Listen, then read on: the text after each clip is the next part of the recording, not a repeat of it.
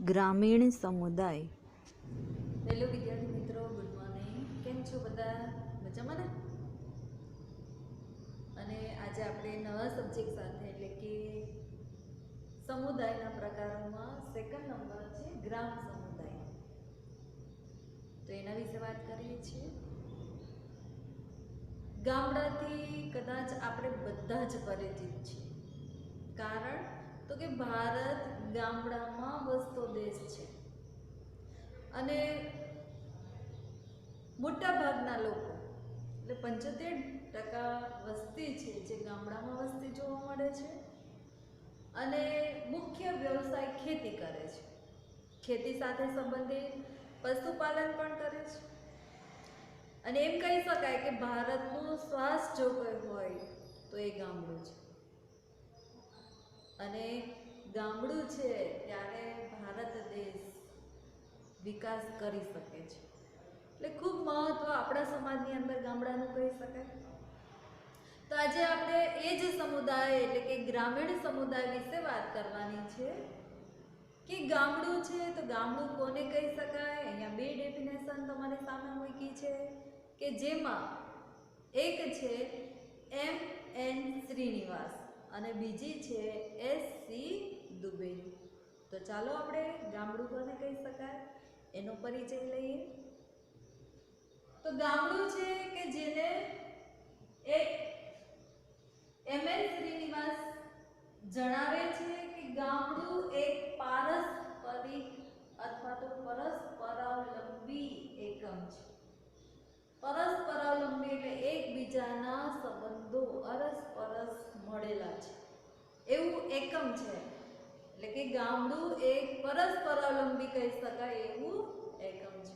ગામડાનો દરેક નાગરિક એકબીજા સાથે જોડાયેલો છે કારણ કે ગામડાનું કદ નાનું હોય અને ગામ આખું એક પરિવારની જેમ રહેતું હોય, એકબીજાથી પરિચિત હોય અને એને કારણે M.N. શ્રીનિવાસ કહે છે કે ગામડું એક પરસ્પરાવલંબી એકમ છે, મહદ અંશે આત્મનિર્ભર છે.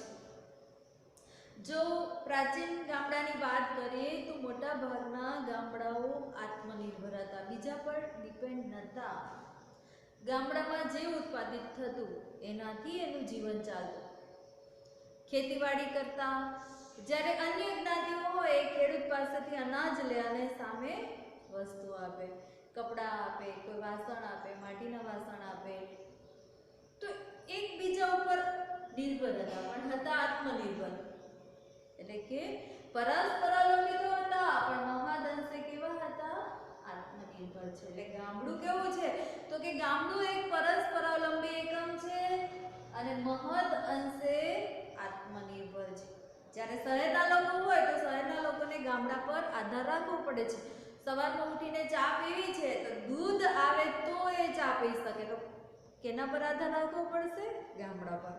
શાકભાજી છે, અનાજ છે, એ બધાની રીતે શહેરી સમુદાય છે એ બીજા પર આધારિત છે.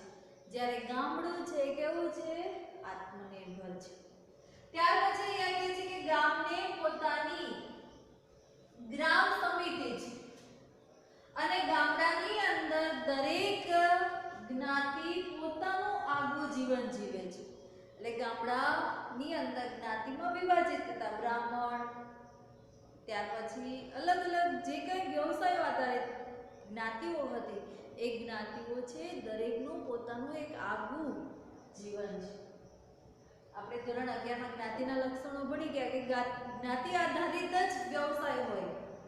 કુંભાર છે માટીના વાસણ બનાવે અને સંતાન માટીના વાસણ બનાવે. તો આ જ્ઞાતિ છે જે જ્ઞાતિ એક પોતાનું અલગ આગવું જીવન જીવે છે ગામડાની અંદર. અને ગામડું એક જ્ઞાતિ જેવા ભિન્ન ભિન્ન આડા સ્તરોનો બનેલો ઊભો એકમ છે. જ્ઞાતિ આડું સ્તર છે અને આડા સ્તરનો પાછો ઊભો એકમ છે. કોઈ જ્ઞાતિ નિમ્ન છે, કોઈ મધ્યમ છે, કોઈ ઉપર છે. એટલે M.N. શ્રીનિવાસ જણાવે કે ગામડું એક પરસ્પરાવલંબી એકમ છે જે મહદઅંશે આત્મનિર્ભર છે.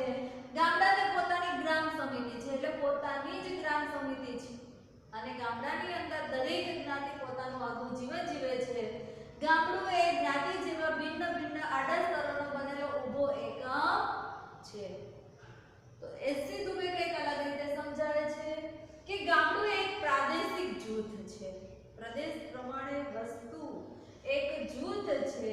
અને તેની અંદર તો કે સામાજિક, આર્થિક, ધાર્મિક, વિધિ વિધાન અને સામાજિક વ્યવસ્થાનો એકમ છે. એટલે ગામડું એ પ્રાદેશિક જૂથ છે જે જૂથની અંદર સામાજિક, આર્થિક, ધાર્મિક, વિધિ વિધાન અને સામાજિક વ્યવસ્થાનો એકમ છે, જેમાં સંગઠિત રાજકીય સમાજનો એ ભાગ છે.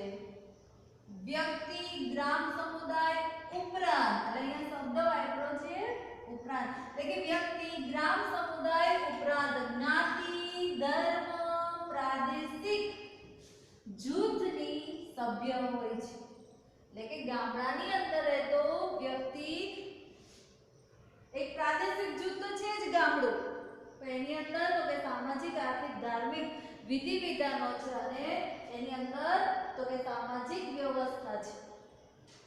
તો સામાજિક વ્યવસ્થાની અંદર એક આખું સંગઠિત રાજકીય સમાજ છે અને વ્યક્તિ, ગ્રામ સમુદાયનો તો સભ્ય છે જ, ઉપરાંત એની અંદર એક અલગ જ્ઞાતિ છે ગામડામાં, અલગ ધર્મ હોય છે દરેકનો, પ્રાદેશિક કાયમી અલગ છે એટલે એમનો પણ એ સભ્ય હોય છે.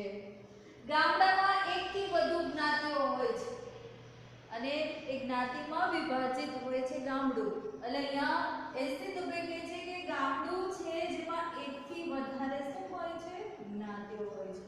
દરેક જ્ઞાતિ પોતાનું આગવું જીવન જીવે, દરેક જ્ઞાતિના પોતાના રીત રિવાજો, દરેક જ્ઞાતિના પોતાના વ્યવસાયો, એટલે અલગ એક સંસ્કૃતિ હતી ગામડામાં જ્ઞાતિઓની, જે ગામના સામાજિક, ધાર્મિક અને વહીવટી સંગઠનમાં સુગ્રથિત એટલે કે ગૂંથાયેલી જોવા મળે છે. એટલે કે જ્ઞાતિ તો છે વધારે, એકથી વધુ જ્ઞાતિ તો હોય જ છે, પણ દરેક જ્ઞાતિ ગામના તો કે સામાજિક, ધાર્મિક અને વહીવટી સંગઠનમાં સુગ્રથિત થયેલી હોય છે. તો આ ગામડું છે. એટલે ટૂંકમાં કહી શકાય કે ગામડું એટલે તો કે પરસ્પરાવલંબી અને મહદઅંશે આત્મનિર્ભરતા છે. પોતાની ગ્રામ સમિતિ છે, એની અંદર જ્ઞાતિ છે તો દરેક જ્ઞાતિ પોતાનું આગવું જીવન જીવે. ગામડું એ જ્ઞાતિ જેવા ભિન્ન ભિન્ન આડા સ્તરોનો બનેલો ઊભો એકમ છે એમ કહી શકાય છે. તો ગ્રામ સમુદાયના કેટલાક લક્ષણો જોઈએ જેને કારણે આપણને ગ્રામ સમુદાય કોને કહી શકાય એ સમજી શકાય છે. કારણ કે લક્ષણો એની વ્યાખ્યાને સ્પષ્ટ કરે છે. બરાબર? તો આપણે પહેલા એમના શું જોઈએ છે? લક્ષણો. તો વિદ્યાર્થી મિત્રો, પહેલું લક્ષણ છે પ્રકૃતિમય જીવન. ગ્રામ સમુદાયનું જીવન કેવું છે? પ્રકૃતિમય. પ્રકૃતિના જે પણ તત્વો છે એની સાથે એનું જીવન વણાયેલું છે. માની લો કે ગામડાની અંદરનો મુખ્ય વ્યવસાય ખેતી છે અને ખેતી છે તો એ સીધી રીતે જમીન સાથે જોડાયેલો છે. ઝાડ, એ જ રીતે વરસાદ, સૂર્ય, ચંદ્ર, આકાશ, વાદળ, પવન, જે શુદ્ધ હવા છે એની સાથે એ સીધો જોડાયેલો છે. એટલે ગામડાની અંદરનું જે જીવન છે એ પશુ, પક્ષી, જીવજંતુ બધા સાથે જોડાયેલો છે. એટલે કહી શકાય કે ગામડાના લોકો છે એ પ્રકૃતિ સાથે સંકળાયેલું એમનું જીવન છે. અને એટલે અહીંયા કહી શકાય પહેલું જ લક્ષણ અહીંયા થાય છે આપણું પ્રાકૃતિમય જીવન. એટલે કે પ્રકૃતિ સાથેનો ગામડાના વ્યક્તિનો સીધો સંબંધ છે. કારણ કે એનો મુખ્ય વ્યવસાય ખેતી છે અને એને કારણે ખેતી સાથે જોડાયેલો છે. તો ખેતી જ્યારે કરે છે, ખેતરમાં હળ હાંકે છે તો પશુ સાથે જોડાયેલો છે, ખેતરમાંથી નીકળતા જીવજંતુ સાથે જોડાયેલો છે, પક્ષીઓ સાથે જોડાયેલો છે, સૂર્ય સાથે જોડાયેલો છે, હવા સાથે જોડાયેલો છે, વરસાદ સાથે જોડાયેલો છે. તો એનું સમગ્ર જીવન છે એ પ્રકૃતિ સાથે સંકળાયેલું છે, એટલે એનું પ્રકૃતિમય જીવન છે એમ આપણે કહી શકીએ છીએ. ત્યાર પછી બીજા પર જઈએ છીએ નાનો પ્રાથમિક સમુદાય. ગામડું છે એ કદમાં કેવું હોય? નાનું હોય. ગામડાની અંદરની જે વસ્તી છે એ કેવી હોય? ઓછી હોય. વસ્તી ગીચતા નહીં હોય, મોટા સરસ ખુલ્લા ઘર, આંગણાવાળા ઘર હોય છે. શહેરની જેમ ગીચ નથી હોતી વસ્તી. તો ગામડું છે જે નાનો પ્રાથમિક સમુદાય છે, વસ્તી ઓછી છે, કદમાં નાનું છે, જેને કારણે એકબીજા સાથે સારી રીતે સંકળાયેલા છે એમ આપણે કહી શકીએ. ગામડાનો દરેક નાગરિક એકબીજા સાથે ખૂબ પરિચિત હોય છે, જાણતો હોય છે એકબીજાને, કારણ કે નાનો સમુદાય છે, વસ્તી ઓછી છે અને એને કારણે ગામની કોઈ પણ વ્યક્તિને કંઈ પણ તકલીફ હોય તો ગામનો વ્યક્તિ એને ઓળખે છે, જાણે છે અને એને કારણે એની મદદ કરવા માટે પણ દોડી જાય છે. એટલે કે આત્મીયતાના સંબંધો હોય છે. એટલે અહીંયા કેવો છે? ગામનું કેવું હોય? નાનું હોય છે. એટલે નાનો પ્રાથમિક સમુદાય છે. એકદમ સાદું સરળ જીવન અને એકબીજા સાથેની આત્મનિર્ભરતા, પરસ્પર અવલંબન, આ બધા જ એમાં તત્વ છે અને એ રીતે ગામડું છે જીવન જીવતું જોવા મળે છે. ત્યાર પછી જોઈએ ગામડું છે જેની અંદર બહુમુખી સમાજ છે. હવે એક બાજુ એવું થશે કે આ નાનો પ્રાથમિક સમુદાય છે, એકબીજાથી એકદમ પરિચિત છે, એકદમ નિકટના સંબંધો છે, આત્મીયતાના સંબંધો છે, પણ છતાં એની અંદર બહુમુખી સમાજ. કેના કારણે? તો કે જ્ઞાતિના કારણે. ગામડામાં જ્ઞાતિ જોવા મળે છે, જ્ઞાતિ આધારિત સમાજ રચના છે અને એને કારણે ગામડાની અંદર દરેક જ્ઞાતિનું પોતાનું એક અલગ અસ્તિત્વ છે. એટલે બહુમુખી સમાજ છે. દરેક જ્ઞાતિની પોતાની આગવી એક સંસ્કૃતિ છે, પોતાનું આગવું એક જીવન છે. દરેક જ્ઞાતિ પોતાની રીતે જીવન જીવતી જોવા મળે છે, જેમાં એનો વ્યવસાય, એનો ખોરાક, એની પરંપરા, એના રીત રિવાજો દરેકની અંદર ભિન્નતા છે અને છતાંય એક ગામના વતની હોય એ રીતે જોવા મળે છે. એટલે બહુમુખી સમાજ તો છે જ, પણ સાથે સાથે એની અંદર એક વિવિધતા પણ છે. એક વિવિધતા એટલે સરખાપણું.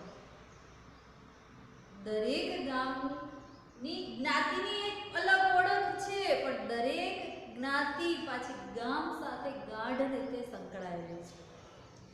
આ ગામના વતની છે એવો ગર્વ લેશે કે હું આ ગામનો નાગરિક છું, આ મારું ગામ છે અને એને કારણે એની અંદર એક વિવિધતા જોવા મળે છે. એટલે કે એની જીવનશૈલી મોટા ભાગે દરેક પરિવાર ખેતી સાથે જોડાયેલું હોય, પશુપાલન સાથે જોડાયેલું હોય તો એનું જીવનશૈલી પણ એ રીતે ક્યાંય ને ક્યાંય જોડાયેલી છે, એકબીજા સાથે ગાઢ સંબંધ જોવા મળે છે. એની અંદર એક વિવિધતા છે.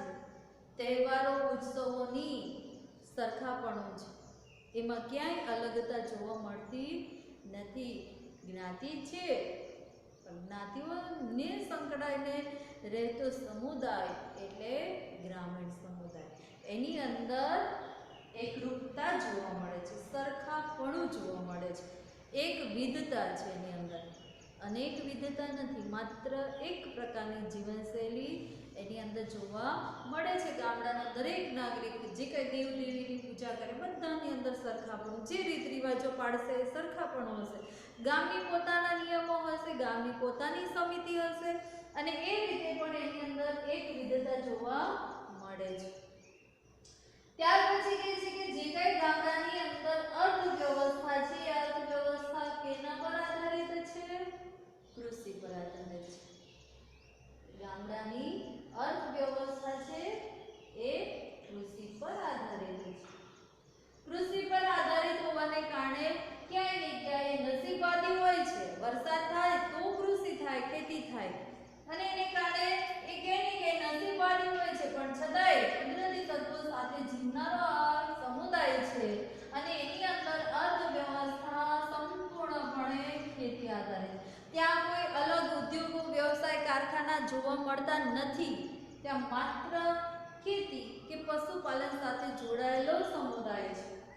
તો આ કૃષિ આધારિત અર્થવ્યવસ્થા ગામડામાં જોવા. નંબર 6 પર છે જ્ઞાતિ વિભાગો. ગ્રામ સમુદાયમાં જુદી જુદી જ્ઞાતિઓ છે અને દરજ્જાના પણ એની અંદર તફાવત છે અને જ્ઞાતિના પાયા ઉપર ભેદભાવ હોય છે. પરંતુ જ્ઞાતિઓ વ્યવસાયિક સેવાઓ દ્વારા પરસ્પરાવલંબી હોય છે, એટલે કે પોતે જે વ્યવસાય કરે છે એના આધારે એકબીજા સાથે પરસ્પરાવલંબીપણું ધરાવે છે. એક જ્ઞાતિનું ઉત્પાદિત વસ્તુ હોય, બીજી જ્ઞાતિને આપે, બીજી જ્ઞાતિ કંઈક બીજી સેવા આપે. એટલે કે ગ્રામ સમુદાયમાં કૃષિ આધારિત વર્ગ રચના જોવા મળે છે, જેમાં કોઈ સમૃદ્ધ છે, કોઈ ખેડૂતો તો કેટલાક ધનિક કહી શકાય, મધ્યમ કહી શકાય, અને નાના ખેડૂતો છે તો કેટલાક ખેત મજૂરોનો પણ સમાવેશ થાય છે.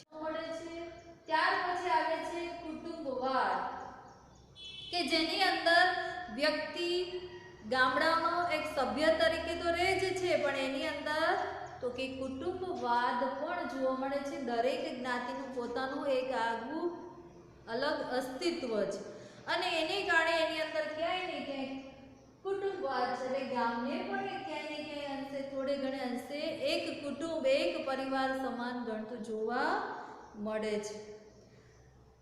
સાથે સાથે ગ્રામીણ સમુદાયની પાયાની સંસ્થા તરીકે કુટુંબ જોવા મળે છે. કુટુંબથી રચના થાય છે ગામડાની, એટલે પાયાનું જો કોઈ મહત્વની સંસ્થા હોય તો કુટુંબ છે. કુટુંબ વિશે આપણે ભણી ગયા છે ધોરણ 11માં. તો ગામડું પહેલા કોને પ્રાધાન્ય આપે છે તો કે કુટુંબને આપતું જોવા મળે છે. સામુદાયિક જીવન ઉપર એની સીધી અસર હોય છે કુટુંબની. કયા ખાનદાનનો છે, કયા કુટુંબનો છે, એના આધારે વ્યક્તિનું જીવન જોવા મળે છે.